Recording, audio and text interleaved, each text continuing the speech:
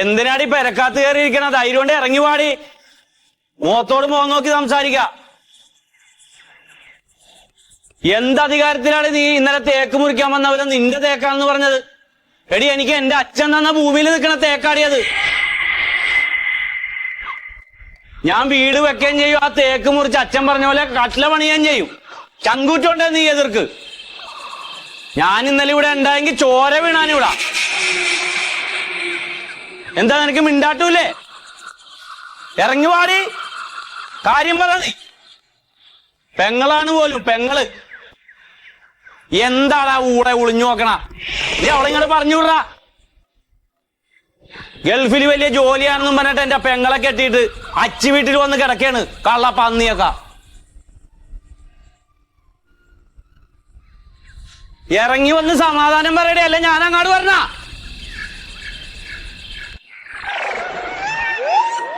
വരൂലടേ, നീ വരൂല. എന്താ നിന്റെ ഭാഗത്ത് ന്യായമില്ല. എന്റെ കുടുംബം നിനക്ക് എഴുതി തന്ന അച്ഛൻ കരഞ്ഞ് കാലു പിടിച്ചിട്ട്. എനിക്ക് വീട് വെക്കാൻ പറ്റിയ സ്ഥലത്തിൽ നിൽക്കണ തേക്കും നിന്റെ ആണെന്നാ. എനിക്ക് ആവശ്യം ഉണ്ടായിട്ടാണോടോ ഞാൻ ഈ വാടക വീട്ടിൽ കിടക്കണ? താല പുറത്തോട്ടിറ മെനകെട്ടവനെ. എന്താടാ നോക്കടാ, കണ്ണിയാ ഞാൻ കുത്തിപ്പൊട്ടിക്കും ഞാൻ. എടാ, നീ എന്നോട് വന്ന് സംസാരിക്കും. നീ പെണ്ണുങ്ങളെ പറഞ്ഞു വിടല്ലേ? എന്താണ് ഇവൻ കാണിക്കണ ഈ തെണ്ടിവൻ? എന്താണ് നിനക്ക് മിണ്ടാട്ടില്ലാത്തത്? എത്ര കാലം നീയോ അവനും കൂടി ആ പൊത്തി കയറി ഇരിക്കുമെന്ന് എനിക്കറിയണമല്ല.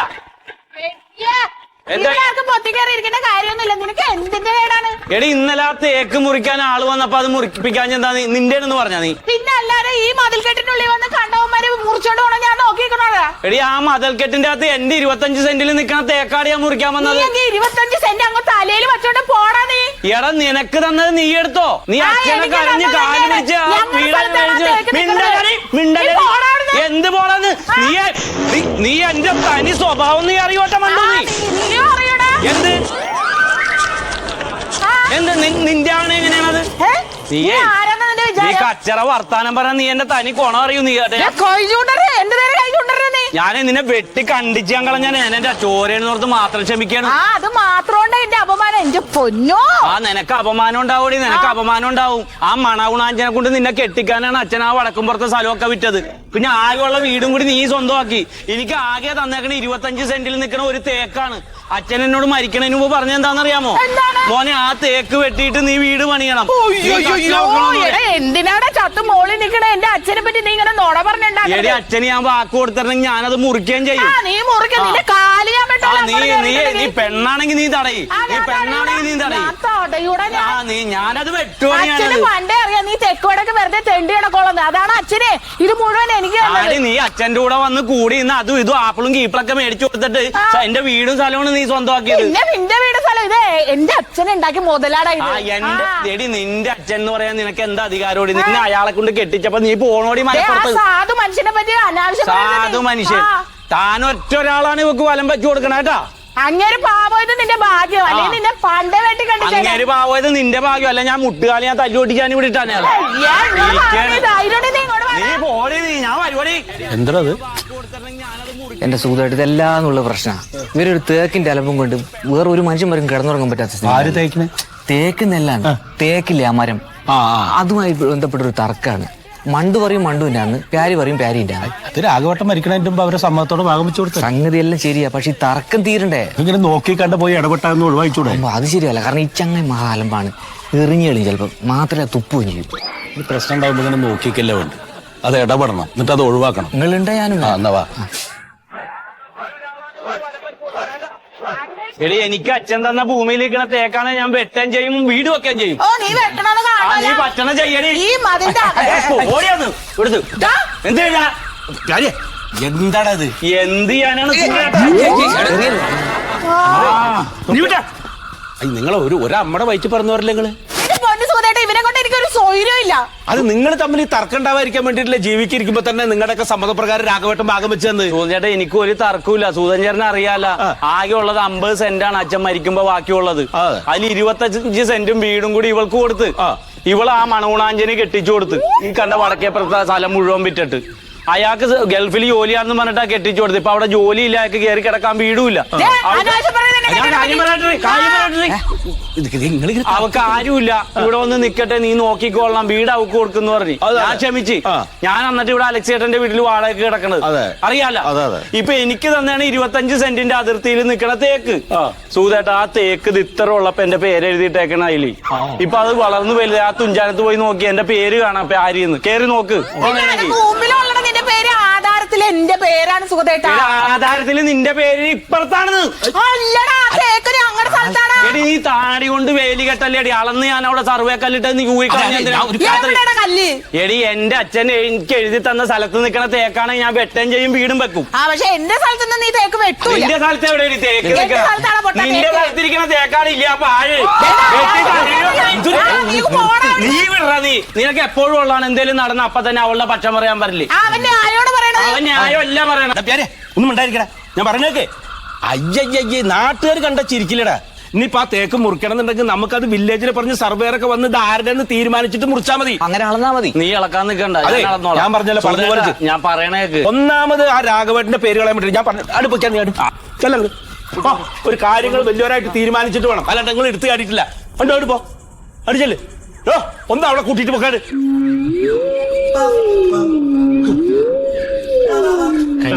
പ്രശ്നം തീർന്നു. ഇങ്ങനെയാണ് ഒരു സംഭവം വന്നു കഴിഞ്ഞാൽ അപ്പുറത്തിരുന്ന് എരിപുരി കൂട്ടിയിട്ട് അവരുടെ തർക്കം കണ്ടിങ്ങനെ ഇരിക്കല്ലേ വേണ്ട. വന്ന് മയത്തിലെ സംസാരിച്ചിട്ട് ആ തർക്കം കൂടെ ഒഴിവാക്കണം. ഇനി ഒരു പ്രശ്നമില്ല, മനസ്സിലായില്ലേ? എന്നാ പൊക്കോ. ഇവിടെ ഇങ്ങനെ വിട്ടാ പറ്റൂല. വർത്താനം പറഞ്ഞിട്ടോ.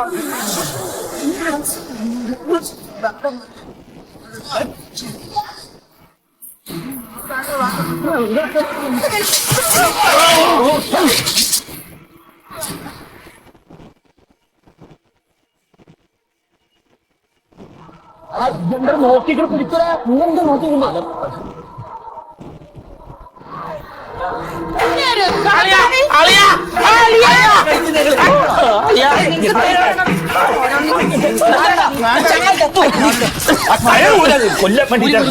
അയ്യോ, അല്ല ഞാൻ ഒരു കാര്യം ചോദിച്ചോട്ടെ? എന്താ പരിപാടി? സ്വത്തിന് വേണ്ടിയിട്ടുള്ള ഈ തല്ലുകൂടുന്നത്. നിങ്ങൾ ചത്തു കഴിഞ്ഞ പിന്നെ ആർക്കായി സ്വത്ത്? ഇവനോട് ഇപ്പൊ ആര് പറഞ്ഞു മതിലേട്ട് ഇങ്ങോട്ട് വരാൻ?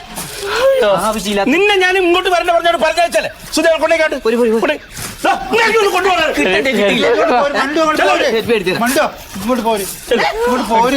ഇനി മേലെ ഈ പഠിക്കാത്ത കയറിയിട്ടുണ്ടെങ്കിൽ അറിയാം, നിന്നെ കൊല്ലും ഞാൻ. കിട്ടന്റെ കിട്ടിയില്ലല്ലേ? നടക്കാൻ എന്താണ് സുഖേട്ടാ, എന്നു തന്നെയാണ് ഇവിടെ സ്ഥിതി. യാതൊരു രക്ഷയില്ല. ഇതിനൊരു പരിഹാരം കാണണ്ടേ നമുക്ക്?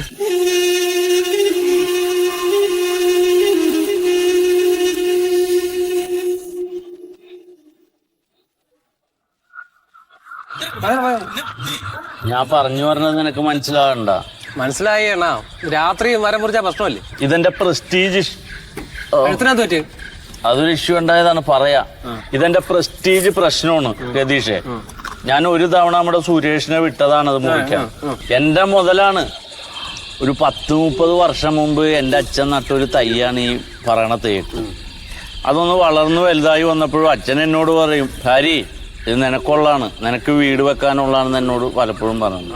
അപ്പൊ നമ്മുടെ കോമ്പസ് ഇല്ലടാ, ബോക്സിൽ കിടക്കണ പഠിക്കാൻ പോകുമ്പോ ഞാൻ ആ കോമ്പസ് വെച്ച് ഇങ്ങനെ തെരഞ്ഞ് പാരിജാത എന്ന് അതും എഴുതിയിട്ടുണ്ട്.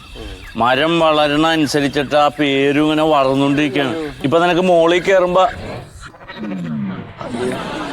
കയറുമ്പോ കാണാൻ പറ്റും എന്റെ പേര്. ആ തടിയുടെ അത്രയും തന്നെ വലിപ്പമുണ്ട്. നീ ആദ്യം അത് മുറിച്ചിടണം. അത് ഞാൻ അളവ് തരാം. കട്ടിലപ്പടി പണിയേണ്ട അളവുണ്ട്. ആ അളവിന് വേണം മുറിച്ച് തരാം. പിന്നെ രാത്രി മുറിക്കണ എന്തിനാണെന്ന് വെച്ചാ എന്റെ പെങ്ങൾക്കൊരു ചൊറയുണ്ട്. അവൾക്ക് ഈ മരത്തുമ്പോ ഒരു കണ്ണുണ്ട്.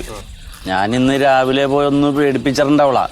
പിന്നെ ഒരു കാര്യം, ഈ മറ്റേ സൂതൻ സിഹിതൻ എന്നൊക്കെ പറഞ്ഞ് വേറെ ഒരു സുതി ഇവനൊക്കെ വെറുതെ വന്ന് ഇടപെടേണ്ട ഇതില്. അപ്പൊ നമുക്ക് സൗണ്ട് ഇല്ലാതെ കയറ് കെട്ടി കിട്ടി. എന്താ പോവാൻ അവനൊരു ഒരെണ്ണം ഒഴിച്ചോട്ടു.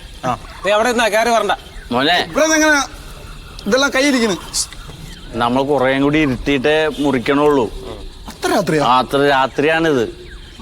അതൊരു നേർച്ചയുണ്ട്. നമുക്ക് രാത്രി ഇറക്കാൻ പറ്റുള്ളൂ. ഇത് കഴിച്ച് മുകളിലോട്ട് കയറി ഇവനെ ആശുപത്രി കൊണ്ടുപോകുന്ന രതീഷേ, എന്നിട്ടാ പെങ്ങൾക്ക് ഈ മരത്തുമ്മ ഒരു കണ്ണുണ്ട്, അവൾക്ക് ഇത് വേണം. അതുകൊണ്ട് അവിടെ എന്തൊക്കെ വഴക്ക് നടന്നാലും നിങ്ങൾ മരം മുറിക്കുക, സംഭവം തടി കടത്തുക. അവളെന്തേലും പ്രശ്നത്തിന് അവൾ ഉണരാതെ ഒന്ന് സൗണ്ട് ഇല്ലാതെ ഇറക്കിയ നല്ലത്. സൗണ്ട് കേൾക്കുമല്ല. സൗണ്ട് ഇല്ലാതെ നമുക്ക് തൂക്കിന് ഇറക്കാൻ പറ്റുമോ? ഒരു 3 ലിറ്റർ തൈര് വാങ്ങിച്ചു. തൈര് എന്തിന്? ഇത് അടിച്ച കെട്ടിറങ്ങി പോവാ തൈര്? അതിനല്ലെന്ന് വാളിന്റെ ഇടയിലോട്ട് ഒഴിച്ചു കൊടുക്കാനാ. അപ്പോൾ സൗണ്ട് പോവോ? തൈര, പാല, മോര, വെണ്ണ എന്ത് വേണേലും കണ്ണം മേടിച്ചോ. നമുക്ക് ഇന്ന് സ്മൂത്തായിട്ട് ഈ കാര്യം നടക്കണം. നിങ്ങൾ മുറിക്കുക, നിങ്ങളുടെ പൈസ വാങ്ങുക, നിങ്ങൾ പോവുക, സന്തോഷമായിട്ട് ഇത് അടിക്കുക. ഒരു പെഗും കൂടെ തന്ന ഇവിടുത്തെ മൊത്തം മരം ഞാൻ മുറിക്കും. പറമ്പിലെ മൊത്തം മരം മുറിക്കണ്ട, അതൊക്കെ എന്റെ പറമ്പ് തന്നെ. ഈ മരം തർക്കത്തിൽ കിടക്കണോണ്ടാണ് നമ്മളത് ഇങ്ങനെ ഇടപെടണം. ആ ഒരു മരം മുറിച്ചാൽ മതി.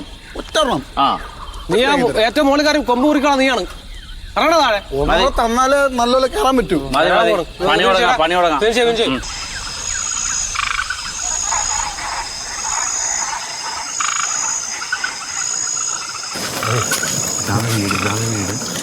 പട്ടിയുണ്ടോ? പട്ടിയൊന്നുമില്ല. എവിടെ? ആളെ പിടിച്ചോ, ആളെ പിടിച്ചോ. വാടാ. ഞാൻ ചോദിക്കട്ടെ, ഈ തൈര് എന്തിനാ എടുത്തത്? വിഷയം പറഞ്ഞത് ഇത് നടക്കത്തില്ല.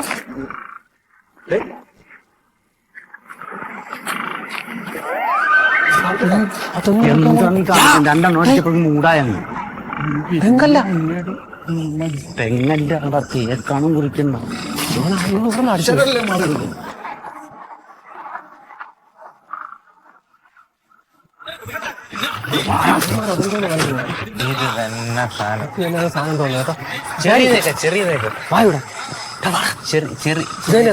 ഇത് തന്നെ സാധനം സൈസ് ആയിക്കോ. അച്ഛാ, അച്ഛനെന്ന വാക്ക് ഞാൻ പാലിക്കണം. അച്ഛാ സൗണ്ട് ഉണ്ടാക്കല്ലേ. അച്ഛനോട് തൈര് കൊടുക്കട്ടാ. അതിനില്ല.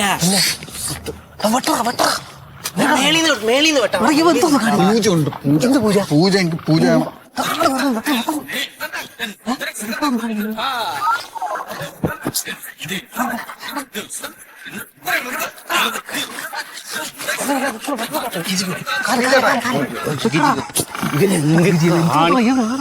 ഹലോ,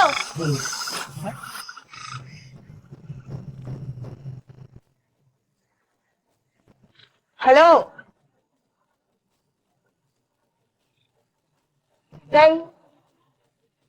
എന്തായി? ഞാൻ എന്റെ തേക്ക് നോക്കാൻ വന്നാണ്. നിനക്ക് എന്ത് ചെയ്യാൻ പറ്റും?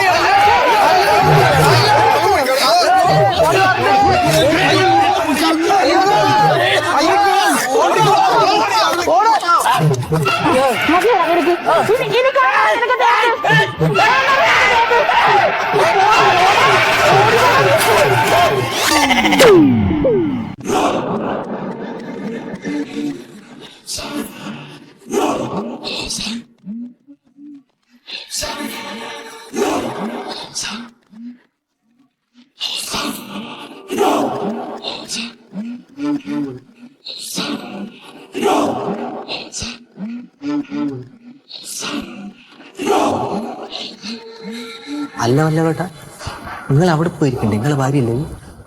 രണ്ടാണ്ടിരുന്ന മോനെ എപ്പോഴാ അടി പൊട്ടാന്നറിയില്ല. ഓളടിക്കാണെ ഭയങ്കര ചൂടുക. ഇന്നലെ കണ്ട പ്യാരിന്റെ തലപൊട്ടി തെറിക്കാതെ ഭാഗ്യ. സൂതേട്ടൻ എന്തിനാ വിളിപ്പിച്ചെന്ന് പറയും. എനിക്കാരെ നോക്കിയിരിക്കേണ്ട കാര്യമൊന്നുമില്ല. അതായത് അങ്ങനെ വിട്ടാൽ പറ്റില്ല. അതെ, ഇതൊരു തീരുമാനമാവണം. അവിടെ അടുത്തുള്ളവർക്കൊക്കെ താമസിക്കണ്ടേ?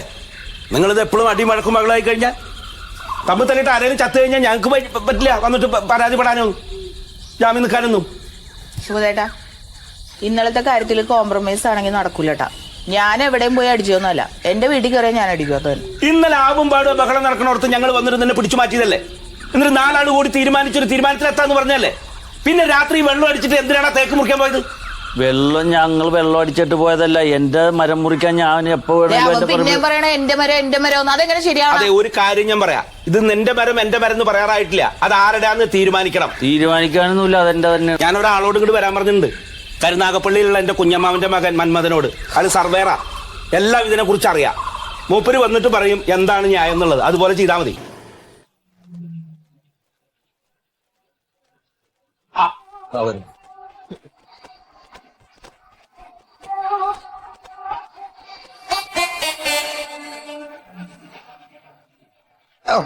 ആവിന്റെ മന്മഥ 8:30 മണിക്ക് വരാന്ന് പറഞ്ഞല്ലേ? ഇവിടെ വന്നിട്ട് വേണ്ട എനിക്ക് ഓഫീസിൽ പോയാ. കുറേ നേരം ആയില്ലേ?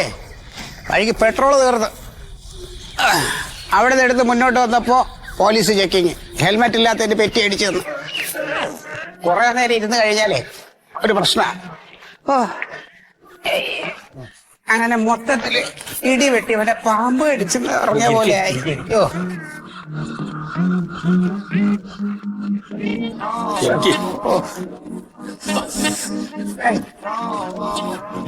കൊറേ നേരം ഇങ്ങനെ സ്കൂട്ടർ ഇരുന്ന് കഴിഞ്ഞാൽ ഒരു മരവിപ്പാണ്. അല്ല, പ്രശ്നക്കാര് വന്നില്ലേ സുഖേട്ടാ? അവരിതാ പറഞ്ഞ സമയത്ത് എത്തി. ഇന്ത്യയും പാകിസ്ഥാനും എന്നും അതിർത്തി തർക്കല്ലേ? അതപ്പൊ ഇന്നലെ നുഴഞ്ഞു കയറ്റം നടത്തിയിട്ട് മുളക് പൊടിയാറാണെന്ന് കണ്ട കയ്യൊടിഞ്ഞിരിക്കും. ഇങ്ങനെ പോയ രണ്ടിലൊന്നും ചാവും. അതിന്റെ മുമ്പ് പ്രശ്നത്തിനൊരു പരിഹാരം കാണണം. അതെന്റെ പറമ്പാണ് സാറേ. അത് ഏതാണ് നിന്റെ പറമ്പ്? ഏതാടാ? എനിക്ക് അച്ഛൻ തന്ന പറമ്പ് എന്റെ പറമ്പ്. അച്ഛനെ എനിക്കാണോ തന്നത്? എന്റെ അടുത്ത് രേഖയുണ്ടല്ലോ എനിക്ക് എന്റെ വീട്ടിൽ കയറി വന്നോ? അതാണ്, ഇത് എന്നും തർക്കാണ്. അപ്പൊ അതൊന്ന് സർവേ ചെയ്തിട്ടേ ഒന്ന് അതിർത്തി തിരിച്ചിട്ട് ഇത് ആരുടെയാണ് ഈ തേക്കുന്നൊന്ന് ഉറപ്പാക്കി കഴിഞ്ഞാൽ പ്രശ്നം തീരുമല്ലോ. സാറേ, ഞാൻ വില്ലേജിൽ നിന്ന് ആളെ കൊണ്ടുവന്ന് പൈസ മുടക്കി അളന്ന് കല്ലിട്ടതാണ്. അവളും കെട്ടിയാനും കൂടി രാത്രി അത് തെരഞ്ഞ് കാട്ടിക്കളഞ്ഞു. പിന്നെ അല്ലെ, ഈ പറഞ്ഞല്ലേ നിങ്ങളിപ്പോ ഈ ടേപ്പ് പിടിച്ചും ചങ്ങല പിടിച്ചുള്ള അളവില്ലേ, അതൊക്കെ തന്നെയാണ് ഇതിന്റെ പ്രശ്നം. അപ്പൊ ഇനിയിപ്പോ ആ അളവും പരിപാടികളൊന്നും ഇല്ല. സർക്കാർ പുതിയ പദ്ധതി ആവിഷ്കരിച്ചിരിക്കുകയാണ്. Digital survey. Digital survey? ആ, അതായത് കേരളത്തിലുള്ള എല്ലാ വില്ലേജുകളും ഡിജിറ്റൽ സർവേ ചെയ്ത് റെക്കോർഡാക്കാൻ പോവാണ്. അങ്ങനെ വരുമ്പോ ഇമാതിരിയുള്ള വസ്തു തർക്കവും ഈ അതിർത്തി തർക്കവും അങ്ങനെയുള്ള ഒരു പ്രശ്നങ്ങളൊക്കെ 70% ഇല്ലാതായി കിട്ടും. അതിനൊക്കെ കാലതാമസം പിടിക്കൂലേ? 4 വർഷം കൊണ്ട് കേരളം ഡിജിറ്റൽ സർവേ ചെയ്ത് റെക്കോർഡാക്കി നമ്മളിപ്പോ നോക്കി അതങ്ങോട്ട് പൊളിക്കാൻ പോവാണ്. അല്ല സാറേ, അപ്പോഴേക്കും ഇതൊക്കെ വരുമ്പോഴേക്കും എനിക്ക് എന്റെ കാര്യം നടക്കണ്ടേ? എന്ത്? എനിക്ക് ആ മരം മുറിച്ചിട്ട് വേണം വീട് പണി തുടങ്ങാൻ. പിന്നെ മരം മുറിച്ചിട്ട് വേണം അവന്. അല്ല നിങ്ങൾ അല്ല, അപ്പൊ ഈ ഡിജിറ്റൽ സർവേ എന്ന് പറഞ്ഞാൽ അങ്ങനെ? അതായത് ഇനിയിപ്പോ നമ്മള് ടേപ്പും ചങ്ങലയൊന്നും അല്ല, ഇനി ലിഡാർ ക്യാമറകളാണ് നമ്മളെ വസ്തു അളക്കാൻ പോകുന്നത്. ആകാശ സർവേ. അപ്പൊ വിമാനത്തിൽ ഇത് പിടിപ്പിക്കും? ഈ ഡ്രോണുകൾ ഉണ്ടല്ലോ, ക്യാമറ. കല്യാണത്തിലൊക്കെ കണ്ടിട്ടില്ലേ ഇങ്ങനെ പറന്ന് വന്ന് പിടിക്കുന്ന? അപ്പൊ ആ ക്യാമറ വെച്ചിട്ടാണ് ഇനി വസ്തു അളക്കുന്നത്. അപ്പൊ നമ്മൾ ഈ ഉടമസ്ഥര് വസ്തുവിന്റെ ഉള്ള കാടും പടപ്പും എല്ലാം വെട്ടി വൃത്തിയാക്കി അതിർത്തി തെളിച്ചിട്ട് കൊടുക്കണം. എന്നാലേ ക്യാമറയ്ക്ക് നല്ല ഇതായിട്ട് സൂക്ഷ്മമായിട്ട് അളന്ന് തിട്ടപ്പെടുത്താൻ പറ്റും. അല്ല, ഇതിപ്പോ എപ്പോ പ്രാബല്യത്തിൽ വരും ഇത്? ഇല്ല, ഇതിപ്പം ഇപ്പൊ തന്നെ തുടങ്ങി കഴിഞ്ഞല്ലോ സുഗതേട്ടാ. അതായത് കേരളത്തില് 1666 വില്ലേജുകളില് ഒരു 116 ഓൾറെഡി നമ്മളിത് ഡിജിറ്റൽ സർവേ ചെയ്ത് കഴിഞ്ഞു. ഇനി ബാക്കിയുള്ളത് ആരംഭിച്ചു കഴിഞ്ഞു.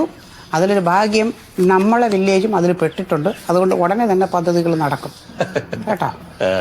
പിന്നെ ഈ ഡിജിറ്റൽ സർവേ ചെയ്ത് കഴിഞ്ഞാൽ ഈ വിവരങ്ങളെല്ലാം കൂടി എൻ്റെ ഭൂമി എന്ന് പറഞ്ഞൊരു വെബ് പോർട്ടലുണ്ട്, അതിനകത്തോട്ട് ശേഖരിച്ചങ്ങ് വെക്കും. അങ്ങനെ ശേഖരിച്ച് വെച്ചാലുള്ള ഗുണമെന്ന് പറഞ്ഞു കഴിഞ്ഞാൽ ഇപ്പം ആർക്ക് എത്ര ഭൂമിയുണ്ട്, ആരുടേത് ഏതളവാണ്, ഇതെല്ലാം കൃത്യമായിട്ട് അതിനകത്തുണ്ടാവും.